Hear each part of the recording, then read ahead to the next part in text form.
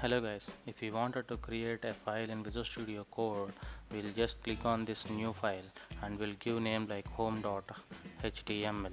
This is how we'll create a single file. But if we wanted to create a file inside a folder, we'll just click on new folder and we'll give name like styles. Under this, if you want to create any file, we'll just click on new file and give app.css like this.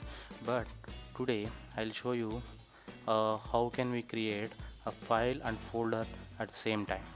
Let me just delete this folder and this file, and now I'll create a folder, styles folder. Under styles folder I wanted to create one app.css. I'll show you how can we create like that. Okay, give name like styles and forward slash and app.css. This is how we can create a folder, under folder a file. So both are created at the same time.